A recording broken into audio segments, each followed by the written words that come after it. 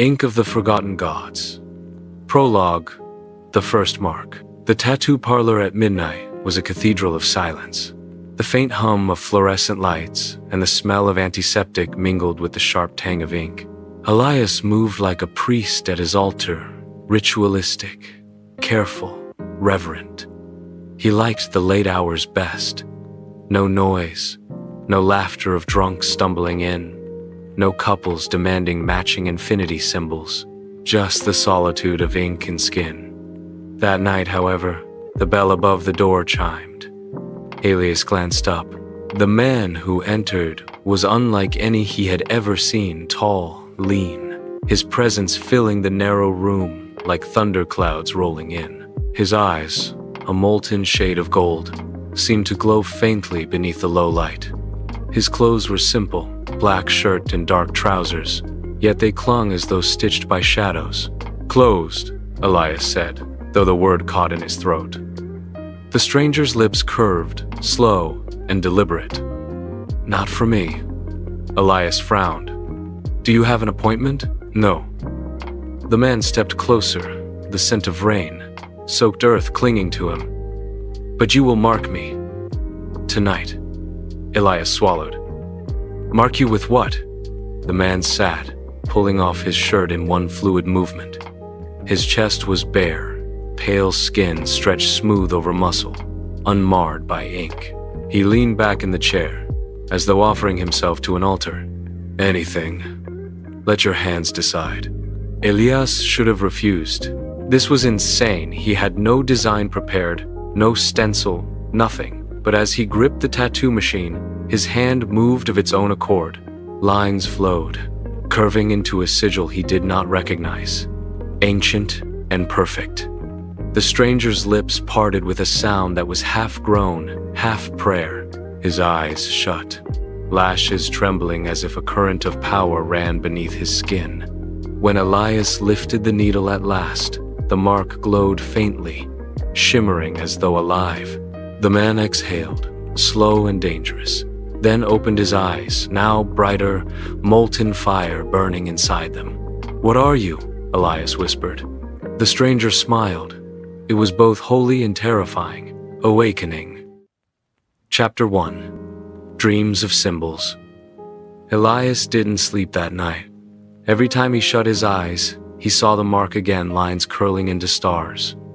A serpent eating its tail. A circle that seemed to breathe. He woke, drenched in sweat, heart hammering. By morning, he convinced himself it was exhaustion.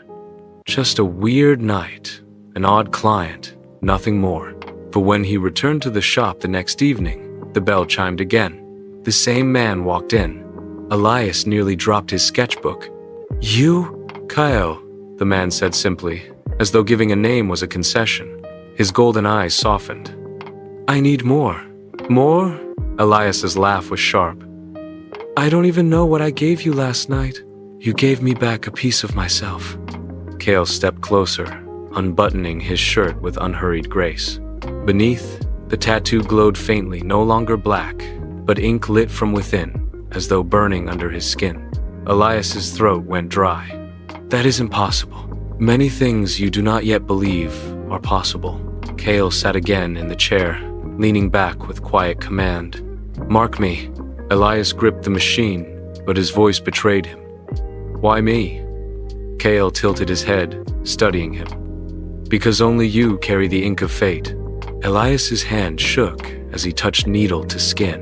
Again, symbols poured forth. He didn't understand stars and waves and shapes that seemed to hum. Kale's body tensed, breath catching with each line. Yet he never pulled away. His hand curled into the chair, golden eyes, never leaving Elias. And when Elias finally lifted the needle, Kale whispered, voice rough and low, "Do you feel it too?" Elias stepped back, chest tight. "Feel what?" Kale smiled. Slow, dangerous, hungry. The bond. Chapter 3. Between Ink and Fire. The bell above the shop door chimed again 2 nights later. Elias knew it would. He had been waiting, though he hated to admit it even to himself. Kyle stepped inside like he owned the place, golden eyes sweeping the room. The air seemed to tighten around him, like a storm crouched on the horizon. "You came back," Elias said, more accusation than greeting. Kale's lips curved faintly. "Did you think I would not?" Elias exhaled, setting aside his sketchbook. "I should say no this time. I should tell you to leave and never come back." "Then why don't you?" Elias froze. Kyle had moved closer, his presence swallowing the space between them. He smelled faintly of rain and smoke, of something older than earth. Elias hated how much he wanted to lean into it. "I don't owe you an answer." Kale's gaze softened, though the hunger remained. "You owe yourself one." Elias prepped the machine, trying to steady his hands. "Where?" he asked flatly. Kale unbuttoned his shirt, sliding the fabric from his shoulders with deliberate slowness. His torso was a canvas now, two glowing sigils shimmering faintly like constellations. He pointed to his side, just above the hip. Elias hesitated. That close to the bone, that close to Kale's body, it wasn't just ink, it was intimacy. As the needle touched skin, Kale inhaled sharply. The hum of the machine filled the silence. Elias's fingers brushed Kale's waist to steady himself. Heat radiated from him, making Elias's chest tight. "You're trembling," Kale murmured, voice low. "I'm working," Elias shot back. "You're fighting yourself." Kale leaned in, lips nearly grazing Elias's ear. "But your hands betray you," Elias faltered, the line stuttering. Don't do that." "Don't get in my head." Kale's breath ghosted over his skin, sending shivers down his spine. "I am not in your head, Elias. I am in your blood." The words coiled around him like chains. Elias pulled back too quickly, dropping the machine. It clattered against the tray, ink smearing across his glove. Kale's hand shot out, catching Elias's wrist. His grip was hot, strong, unyielding. Their faces were inches apart. "Let go," Elias whispered, though he didn't pull away. "Do you want me to?" Kale asked, golden eyes burning into him. The silence between them pulsed, heavy, electric. Elias's breath hitched. For a moment, he thought no, wanted Kale to kiss him. But Kale only released him, sitting back with a knowing smile. Finish the mark. Elias's heart pounded as he picked up the machine again, hands shaking. He wanted to hate Kyle. Instead, he feared how badly he wanted him. That night, Elias dreamt of fire. He dreamt of Kale's body beneath his hands, of molten gold eyes watching him as divine symbols unfurled across his own skin. And when he woke, breathless and flushed, Kale's voice echoed in his mind. "I am in your blood." Chapter 4. The First Kiss. The parlor was too quiet that night. Elias hadn't expected Kale to return so soon, but the bell above the door chimed as if answering his heartbeat. Kyle entered, shadows clinging to him as always. His golden eyes found Elias instantly, a spark of amusement curling his lips. "You've been sketching," Kale said, glancing at the scattered sheets on Elias's work table. Elias quickly swept them into a pile. "They're nothing." Kyle moved closer, steps deliberate. "They are pieces of me. You draw me, even when I am not here." "Stop twisting everything," Elias muttered, throat tight. You're some kind of god, aren't you? Feeding on me, binding me. This isn't real." Kale tilted his head, gaze piercing. "Then why do you look at me like that?" Elias froze. "Like what?" "Like you want me." Heat rushed to Elias's cheeks, anger and desire colliding in his chest. He turned away, fumbling with the tattoo machine. "Sit down. Let's just get this over with." But Kale didn't sit. Instead, he stepped behind Elias, close enough that Elias felt the warmth radiating from his body. Kale's hand brushed over his shoulder, down his arm, slow and deliberate. Elias's breath stuttered. "Don't! You don't want me to stop!" Kale turned him gently, one hand cupping Elias's jaw. His thumb brushed over Elias's lower lip, smudging a trace of charcoal still there. Elias's heart hammered in his chest. He should shove him away, should end this. Instead, he whispered, "You're dangerous." Kale's golden eyes softened, hunger tempered with something gentler. "And yet you keep letting me in." Then he kissed him. The world tilted. Elias gripped Kale's shirt, the heat of his body overwhelming. The kiss was slow at first, coaxing, reverent, then deepened, molten, filled with hunger that mirrored Elias's own. When they broke apart, Elias's lips tingled, his breath uneven. This is a mistake." Kyle rested his forehead against Elias's, voice low, almost tender. "Or it is the only truth either of us have left." That night, Elias didn't dream of fire. He dreamt of Kyle's hands, of lips tracing the curve of his throat, of ink spreading across them both, until he couldn't tell where he ended and Kyle began. And when he woke, trembling, he hated himself for wanting the dream back. Chapter 5. Bound by Ink and Flesh. The shop was closed.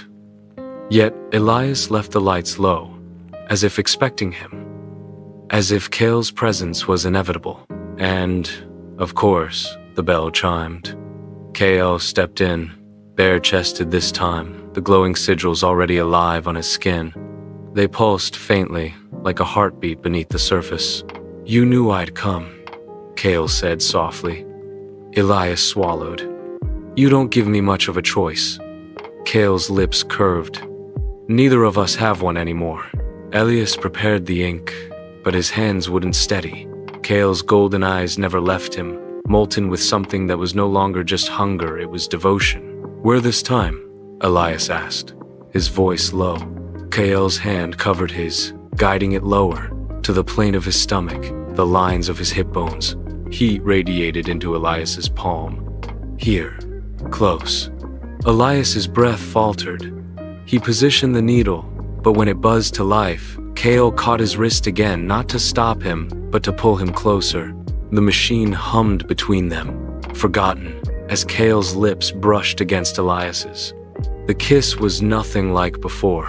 This time it was fire and surrender, deep and claiming. Elias melted against him, ink-stained fingers clutching Kale's shoulders. Kale's hands roamed Elias's back, down to his waist, pulling him flush against his body. The sigils on his skin glowed brighter where Elias touched, as though feeding on their closeness. "Every mark you give me binds us tighter," Kale murmured against his lips. "It is not only the ink, it is you." Elias shivered, torn between fear and want. "I don't know if this is love, or just your trap." Kale cupped his face, eyes burning with gold fire. "Then let us both be trapped." And Elias gave in. The machine was abandoned. Elias's mouth traced Kale's throat, his collarbone tasting heat and lightning. Kale's hands explored him with reverence, as though Elias were the altar and Kale the worshipper.